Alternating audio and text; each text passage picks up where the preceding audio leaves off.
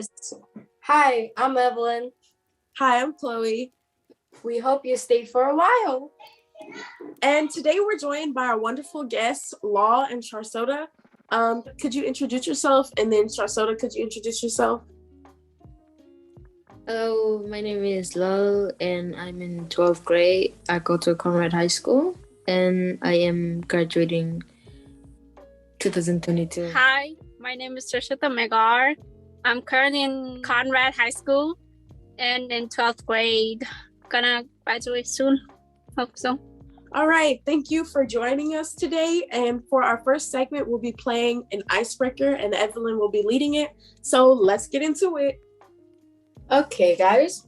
So in this segment, we're going to, ask some questions, like some fun questions, okay? Okay, so first question would be, what is the right way to pronounce GIF or GIF? So if you don't know what a GIF is, like a GIF are those little like moving memes or whatever, like the little videos. And in my opinion, I think it's GIF, but what do y'all think? I think it's GIF as well because when I heard of GIF, it sounds more like a name for peanut butter. Like this thing. That's what I think of when I heard GIF. So it's GIF.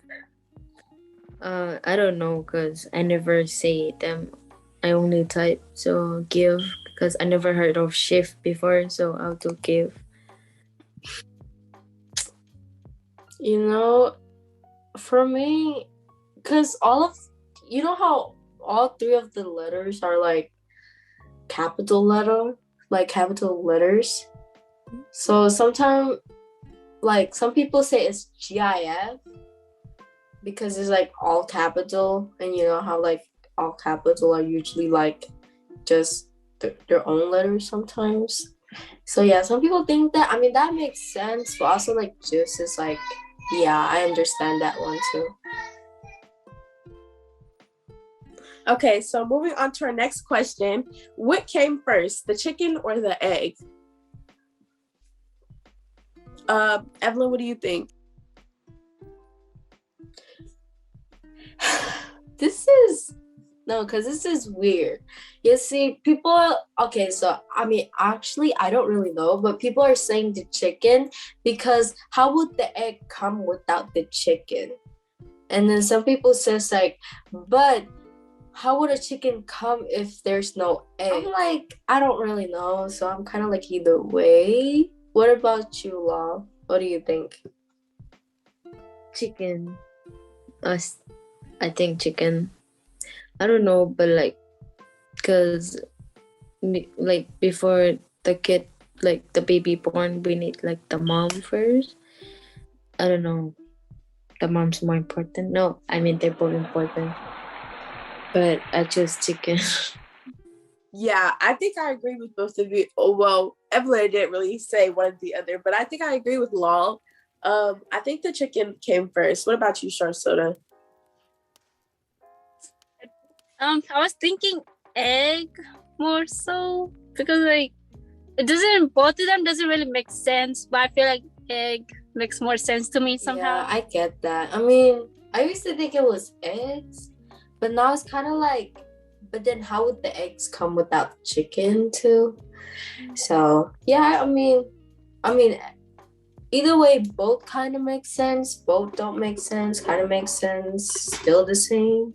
Anyways, moving on to the next questions.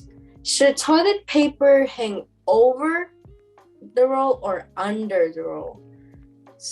So you know how when you use the toilet, you know how when you put it on the roll, like sometimes it hangs like that, then sometimes it hangs under. Which one do you think is the right way? The over one, because it's easier to get it that way than the other under one. So I feel it's the over one. I feel it's over too. Oh, sorry, Lal. Oh, it's okay. You can go. I mean, I see, cause like, down, like if we use the under the roll, then it'd be much to like use it, cause we like have to do it after that. Oh, I feel that it's over the roll too, like y'all said, because it's more convenient because like when it's under, like sometimes I've been to places where the tissue is under and like the way that it rolls is so unsmooth. Like when it's unrolling, it does a little stumbles. It be fumbling.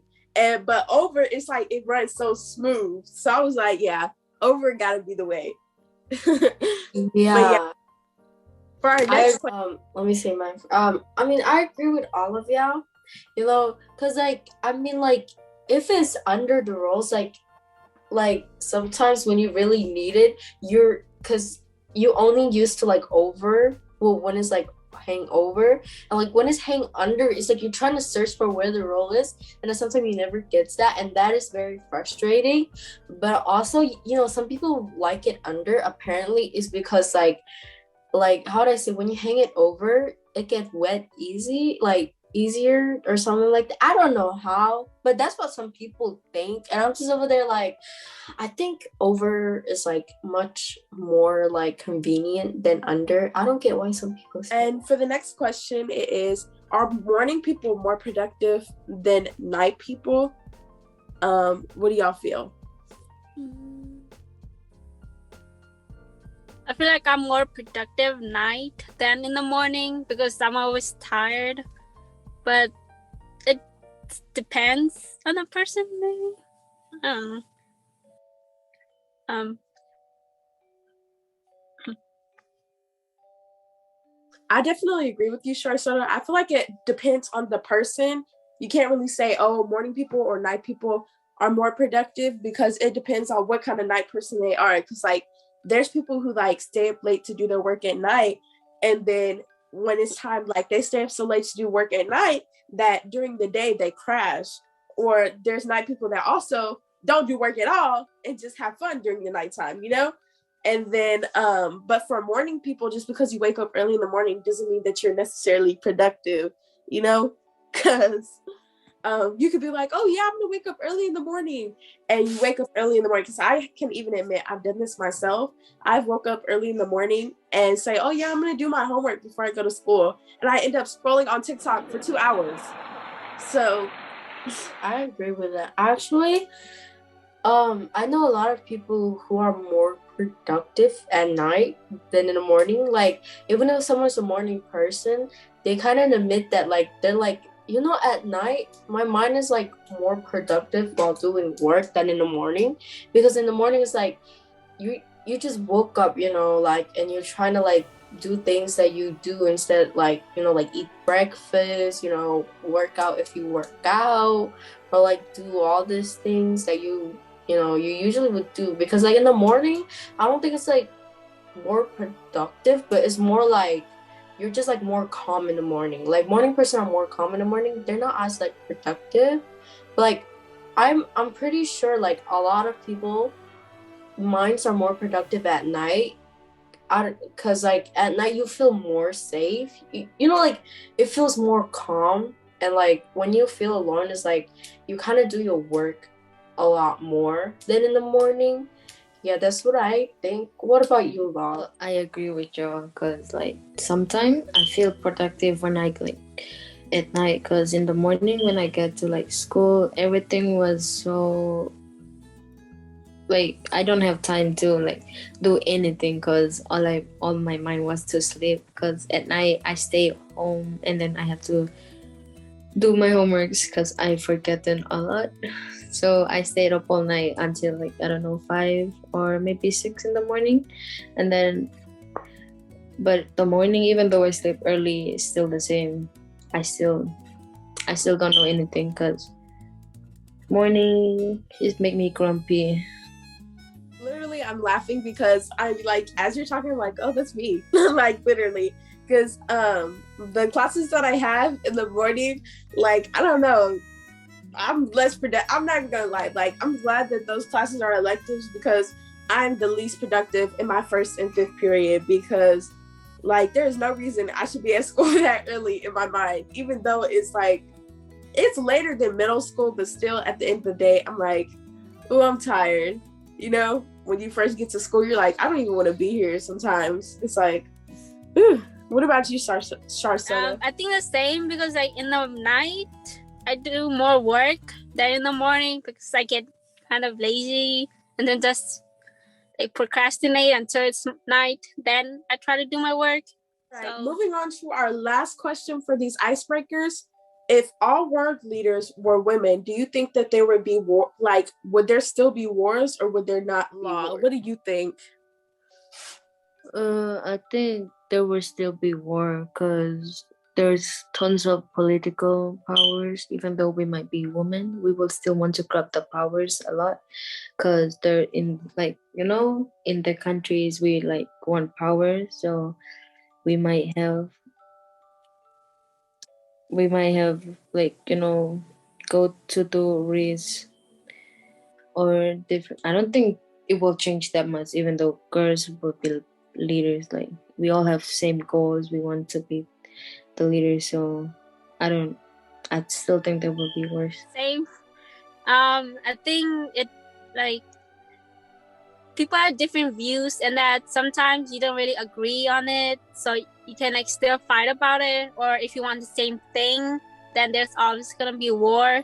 If one side like doesn't really agree or they don't make a deal to handle the situation, so yes, there will still be wars.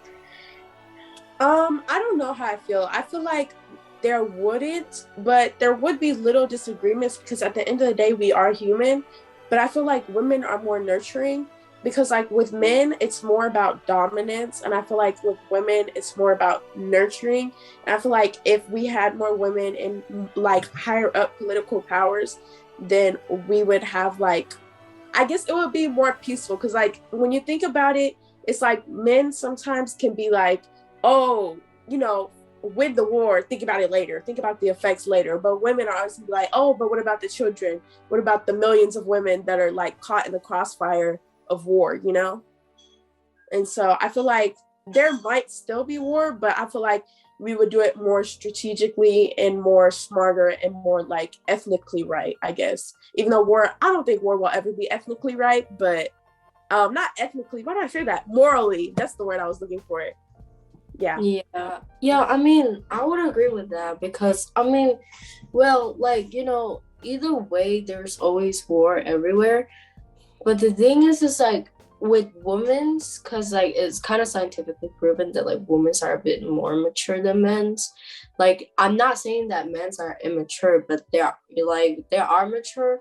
But it's just like women's tend to like think more about like the consequences and the effects of what if this happened, then this is going to be the outcome. If that happened, this is actually going, like, just like Chloe says, we think about more of the outcome and more of people than we think of like politically. I mean, this is a kind of like a controversial like topic, but it's just like I feel like with women is like, because we never are in like the upper like hands or like anything like that, and then when we are in the upper hands, it's like we tend to think more about people than ourselves.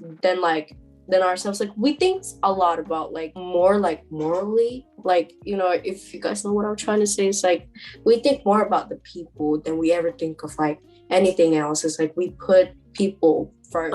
Well, since there are no more comments, we're going to be moving on to our next segment, which is the root of today's show. So today we will be interviewing the seniors about their experiences as seniors right now, and then later we will come with the second episode to interview them about their experience after graduation and what they'll be doing after they graduate. So for the first question, how nervous would you say you are about college on a scale from 1 to 10? 1 being the least and 10 being the very, very worst. Sharsota, would you like to start it off? Yes. I would say 10 because it's like something really new and there will be more other people that I don't really know. And then I'm nervous about, like what major I'm going to choose since I haven't decided yet. So I'm just really nervous about the whole process. 7, because I feel like I should be, like, I don't know, before going to college, I feel like I should be more mature because I feel like I didn't do much and I didn't like exactly know where to go yet. So I am still not sure. So because of so many things, I am not prepared. So I'm still kind of nervous to go. Second question. Well, first of all, I'd like to address the fact that y'all are nervous because, like, y'all said y'all was nervous, and to be honest, I would be nervous too. I was nervous coming into ninth grade, so I can definitely feel how y'all are nervous about going to college because, like, college is a whole nother ball game. I already know it is because it's like adult life, and I know it's probably going to be a harder transition when you have to go from being in high school, you know, doing like worrying about living your life, having fun, and then having to go make these serious choices that are going to probably shape the rest of your life, you know? And so I can definitely see where you're standing at when you say that y'all are nervous. Yeah, I know that I'm a sophomore now, but I'm a bit nervous about my junior and senior years because I know you guys now as the seniors are like very, you know, like nervous about college, but I'm pretty sure you guys will do great. I'm rooting for you. I know you guys can do this. And so for our next question, actually this is a follow-up question to what Law said earlier. How, like, on a scale from 1 to 10, again, how prepared do you feel that you are for college? I don't feel like I'm that prepared yet because there are still things that I need to learn, and I don't think going to college will really help me for that. Like, I mean, I think college is helpful, but for me, it's like I don't really know, like, if I really want to go. So, you know, I'm not that prepared. I think of So, we have two members right now that are having a little bit of technical difficulties, but you know, we know how to adapt. We're strong. So moving on to the next question. What matters to you when you are looking for colleges? Right now, it's just like the college has to be very close to me since I don't like feel really prepared to go that far away from my home because I'm like scared. And also how helpful like the people in there are because I really do need help. And since I can't really like ask out because I'm scared, like I feel like having people that are really nice would help me to be more like college ready, I guess. Law is having some technical difficulties still. So I think we should just move on to the next question. So how did you manage your AP and dual credit classes? Because I know Sharsota, you're gonna drop some gems for us because I know the people watching this video are like, ooh, these AP classes and these dual credit classes are stressing me out. So Sharsota, let's see if you're gonna drop a gem for us. Give us tip. There's a lot of homework, reading, you know, all this stuff to do. Time. How do you manage all that? That I don't know. I just like go with the flow, I guess, because right now I'm not really doing that well, so I can't really give advice to others when I can't even like, you know, do it myself. Like I'm doing okay, but like I still wish that if I could not take AP classes, I would just taking normal classes. So, you know, it's sad. It's okay. I feel that. I also go with the flow, and you know how, you know, if I just get homework, I just do them, you know, and just manage it. You're just gonna go with the flow sometimes. Anyways, we're going to move on to another questions.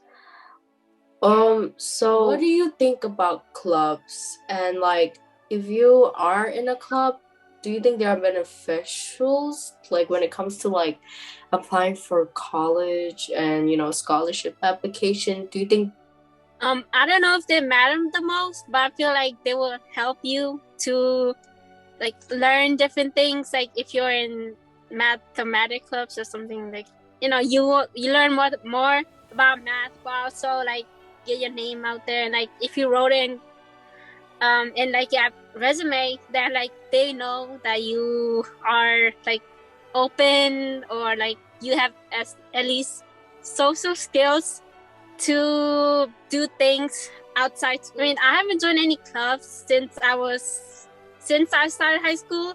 I wanted to, but things happened, and yeah, I don't really know anything about clubs. Yeah, I kind of get that. I mean, I joined like one club this year, which is DECA. I feel like a lot of people might know what is that. Uh, but I want to apply for more clubs, but like other like AP classes sometimes get in your way.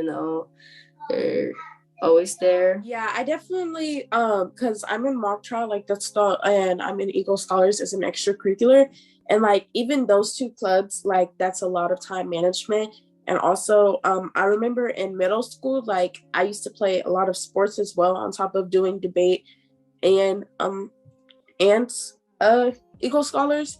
And I can definitely understand, like as you get older, that stuff gets more stressful, especially once your workload gets heavier. It's like you're carrying a lot of stuff on your back, which could cause a lot of stress. I feel like it's worth it because like the number one thing about being in a club is having fun and like making those bonds. So I feel like if you do join a club, like as a senior, like if you stay in a club that you join, it's really because you love it, not because you want it for like extracurriculars. And so like just to put it on your resume, I feel like yeah, most of the seniors that stay in clubs is because they really love what they're doing. Like for example, sports or debate or mock trial, like those, like the seniors that I've seen in those type of clubs, usually like they really love what they're doing and they've like fell in love with the passion. Like they grew a passion for what they're doing. My next question is, what are your top schools or colleges? I didn't really look at colleges like when I started senior years. I just joined any that I thought would be like interesting. So I don't really have top colleges that I want to go. But like obviously if the one that accepted me and is near my house, then I'll go to that one. Yeah, so like I've seen Sharsota, like the biggest thing for you is like the convenience and the location. And I really feel like for everyone, like it's really off of comfortability, really, because like the college's hospitality, because at the end of the day, you don't want to go somewhere where it's like you're in a new place and then you find out that the people there are horrible and and they're not really welcoming and you feel like you're not getting any support or help. So I really definitely understand where you're coming from. And I could see that fear because I have it too, just with little things. So yeah. How do you feel about becoming a young adult now? I don't feel that happy about it because like sometimes I wish I could go back to 9th grade and try to be more like try to be more open. I just don't think that I'm just ready to be an adult right now. Like I still wish I was like a kid. Like I could go back to being in Nepal. Next question is, would you do this all over again? Like, all of this, like everything you have done so far, like school, like senior year only, or like 9th to 12th grade? I think 9th to 12th grade.